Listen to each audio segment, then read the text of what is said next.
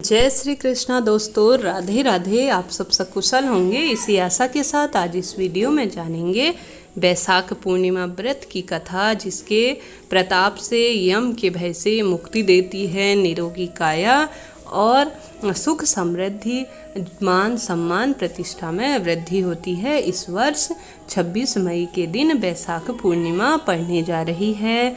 इसकी कथा बहुत पौराणिक है, जो कि विशेष महत्व रखती है। जो भी व्रती इस व्रत को करते हैं उनको जरूर कथा का भी श्रवण करना चाहिए। जैसे कि पूर्णिमा के दिन चंद्रमा को बेहद पूर्णिमा का दिन प्रिय होता है। चंद्रमा अपने पूरे आकार में होता है। इस दिन पूजा पाठ करना, व्रत करना, दान करना विशेष फल देने वाला माना जाता है। चलिए इसकी कथा का श्रवण कर लेते हैं। बोलिए श्री कृष्ण गोविंद हरे मुरारी, हे नाथ नारायण वासुदेवा।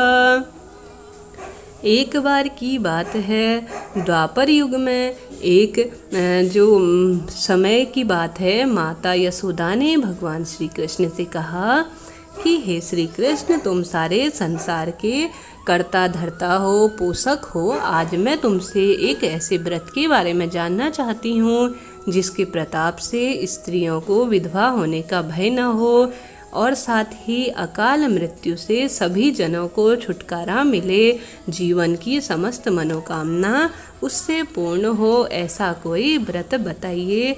तो यह सुनकर श्री कृष्ण ने अपनी माता से कहा कि बहुत सुंदर, आपने आज एक प्रश्न पूछा है, मैं पूरा इसका उत्तर दूंगा। तो श्री कृष्ण बोले, सौभाग्य की प्राप्ति के लिए स्त्रियों को 32 पूर्णिमासियों का व्रत करना चाहिए। इस व्रत करने से स्त्रियों को सौभाग्य की, संपत्ति आदि की प्राप्ति होती है, संतान की रक्षा होती है। यह व्रत अचल सौभाग्य को देने वाला है और साथ ही भगवान श्री हरि विष्णु माँ लक्ष्मी की कृपा प्राप्त करने वाला होता है। तो श्री कृष्ण, आप मुझे यह बताइए कि इस व्रत को सर्वप्रथम किसने किया था, विस्तार पूर्वक मुझे बताइए। तब भगवान श्री कृष्ण कहते हैं कि इस व्रत को एक प्रसिद्ध राजा चंद्रहास्य ने किया था, जो पूर्ण रूप से सर्वगुणों से संपन्न था। कातिका नामक नगरी में रहता था। वहाँ पर धनेश्वर नाम का ब्राह्मण निवास करता था।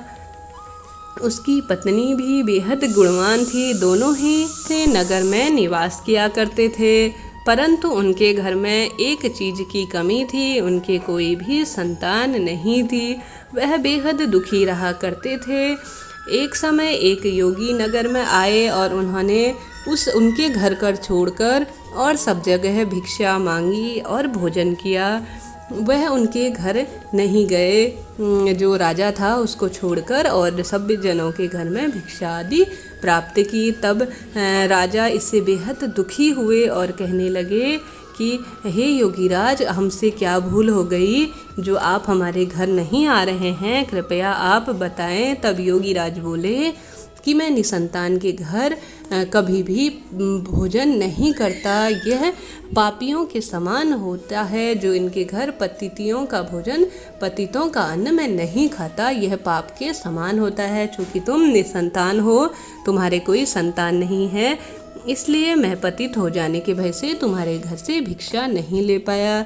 तब धनेश्वर यह बात सुनकर अपने मन ही मन बेहद दुखी हुआ। आंखों से झरझर आंसू बहने लगे और दोनों पति पत्नियों ने योगी के पैरों में गिरकर कहा कि प्रभु, हमारी समस्या का समाधान बताइए। हम पुत्र संतान की इच्छा रखते हैं, हमारे कोई संतान नहीं है, जीवन बेहद ही नीरस हो गया है, हमारे दुखों का निवारण कीजिए। तब और साथ ही यह सुनकर ब्राह्मण बोले, तुम श्री हरि विष्णु के सबसे प्रसिद्ध जो व्रत है, यह पूर्णिमा के व्रतों को आरंभ करो। पूर्णिमा के जो यह 32 व्रत हैं, वह आपके जीवन की समस्त समस्याओं की जो निराकरण करने में सक्षम है और तेरे घर पर पुत्र की प्राप्ति होगी। सच्चे मन से पूजन करना, लेकिन 16वें वर्ष में आपका पुत्र अल्पायु होगा। यदि तुम स्त्री पुरुष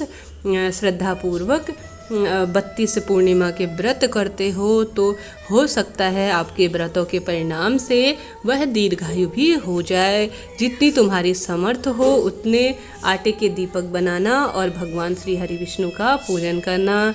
लेकिन पूर्णमासी को 32 हो जाने चाहिए। यह प्रातःकाल इस तरह तुम करना, पूरे साल भर 32 व्रत करना। उसके बाद तुम एक आम के पेड़ से एक वृक्ष लेके आना और अपने घर पर अपनी पत्नी को उस आम का फल का सेवन जरूर कराना। परंतु वह आम के फल को लाने में सक्षम नहीं रहा। तब उन्होंने श्री गणेश जी महाराज का आह्वान किया कि हे प्रभु, कोई तो मेरी रक्षा करो। तब भगवान गणेश जी बोले, उसकी कृपा सुनकर मैं आपकी मदद करता हूँ। तुमने सच्चे मन से श्री हरि विष्णु का पूजन किया है इतने दिनों तक, तो आपका यह व्रत कभी भी अधूरा नहीं जाएगा। तब श्री गणेश जी महाराज स्वयं अपने हाथों से उसको यह आम का जो फल है उन्हें दिया। इसी तरह से धनंजय धनेश्वर की स्त्री कहे अनुसार उस फल को खाया और गर्भवती हो गई। और श्री हरि विष्णु के असीम कृपा से उनको एक पुत्र की प्राप्ति हो गई। उन्होंने उसका नाम देवीदास रखा। देवीदास बहुत ही बुद्धिमान था, घर में पलने और बढ़ने लगा, बहुत होशियार रूपवान था। और जैसे कि उस ऋषि के अनुसार उनकी माता ने 32 पूर्णिमा के व्रत रखना शुरू कर दिया था और इस कारण से दीर्घायु होने जा रहा था। जैसे ही दीर्घायु होने का ऐसा लग रहा था कि वह हष्ट पुष्ट और दीर्घायु हो चुका है। परंतु 16वां साल लगते ही देवीदास के पिता को बेहद चिंता होने लगी कि उनका कहीं पुत्र अल्पायु न हो, 16 वर्ष में उनकी मृत्यु ना हो जाए, ऐसा उनके मन में विचार आ रहा था। तो देवीदास ने उनके मामा को बुलाकर उन्हें काशी विद्या प्राप्त करने के लिए भेज दिया घोड़े में, और अकेला नहीं छोड़ सकते तो मामा को भी भेज दिया सारा प्रबंध करने के बाद। परंतु धनेश्वर ने अपनी पत्नी से वापस व्रत करने लगा और उन श्री हरि विष्णु के नामों का जाप और उनका व्रत करते हुए सच्चे मन से भगवान का नाम जपने लगा कि हम इस दुर्घटना को सहन नहीं कर पाएंगे। हे प्रभु, हमारे कष्टों का निवारण करो।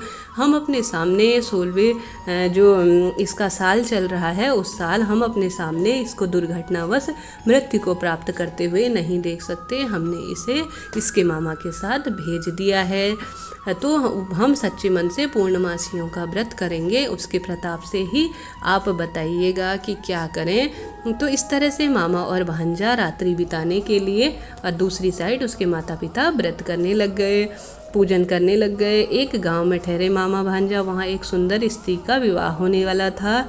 परंतु वह स्त्री कहने लगी कि मुझे आप बहुत प्रिय हो देवीदास, आपसे मैं विवाह करना चाहती हूँ। परंतु वह देवीदास जी कहने लगे कि मैं अल्पायु हूँ देवी, मेरे विवाह की आयु है परंतु मैं अल्पायु हूँ, मैं नहीं कर पाऊँगा। परंतु वह कन्या बोली कि नहीं, मैं आपसे ही विवाह करूँगा। तो फिर इस तरह कहते हुए दोनों का विवाह हो गया। वह स्त्री भी सच्चे मन की और भगवान को बेहद मानने वाली थी। ऐसा कहते हुए दोनों ने व्रत कर लिया। कुछ समय बीत जाने के बाद सर्प देवीदास के पास आता है एक सांप और देवीदास को डसने का प्रयत्न करता है। लेकिन व्रत राज के प्रभाव से जो पूर्णिमा का व्रत माता पिता उतने समय से कर रहे हैं और रोज भगवान के आगे अपने पुत्र की लंबी आयु की कामना कर रहे थे, उसके प्रताप से वह सर्प देवीदास को नहीं काट पाया। उसकी माता ने पहले ही 32 पूर्णिमा के व्रत पूर्ण कर चुकी थी। उसके बाद वह स्वयं वहां आया और अपने प्राणों को निकलने का इंतजार करने लगा और मूर्छित होकर गिर गया। इसके बाद इसकी पार्वती और शंकर जी आए और कहने लगी कि इसकी माता ने इनका पूजन किया है, पूर्णमासी का व्रत किया है, तो उसके प्रताप से इसको सर्प नहीं काट पाएगा, इसका विष मैं ले लेता हूँ। ऐसा कहते हुए श्री शिवजी महाराज ने उसके प्राणों का दान दे दिया और उसके प्राण वापस उसके शरीर पर आने लगे। इस तरह से देवीदास स्वस्थ होकर पुनः बैठ गया। उधर उसकी स्त्री उसकी प्रतीक्षा कर रही थी। जब तक उसने देखा कि उसका पति आज बहुत सुंदर घोड़े में बैठकर वापस आ रहे हैं। यह देखकर वह मन ही मन बहुत प्रसन्न होने लगी। दोनों ने विवाह कर लिया। 16वां साल बीत जाने पर जो देवीदास है मामा के साथ पत्नी से विवाह करके घर पर वापस आ गया और उसके घर पर माता पिता ने बहुत उत्साह के साथ पुत्र और वधू के आने की खुशियाँ मनाई। यश में वृद्धि होने लगी, धन संपत्ति घर में परिपूर्ण हो गया और अल्पायु पुत्र भी दीर्घवान और बहुत सुंदर गुणों से भरपूर हो गया। तब भगवान श्री कृष्ण कहते हैं कि हे धनेश्वर, 32 पूर्णमासी के प्रभाव से पुत्रवान हुआ है। जो व्यक्ति या स्त्री इस व्रत को करते हैं जन्म जन्मांतर के पापों से मुक्ति मिलती है। बोलिए श्री कृष्ण भगवान की जय। इस तरह से इस व्रत के प्रताप से समस्त रोगों का नाश होता है, अकाल मृत्यु के भय से छुटकारा मिलता है। यह वीडियो आपके लिए यूजुअल रही हो तो चैनल को लाइक शेयर और सब्सक्राइब जरूर करें। आपको भी इस व्रत को जरूर करना चाहिए। जो ना भी कर पाएँ तो उन्हें श्री हरि विष्णु के नामों का जाप करना और चंद्रमा को अर्घ दूध मिश्रित जरूर देना चाहिए। संतान की दीर्घायु होती है। आप पर श्री हरि विष्णु की कृपा हो, इसी आशा के साथ राधे राधे।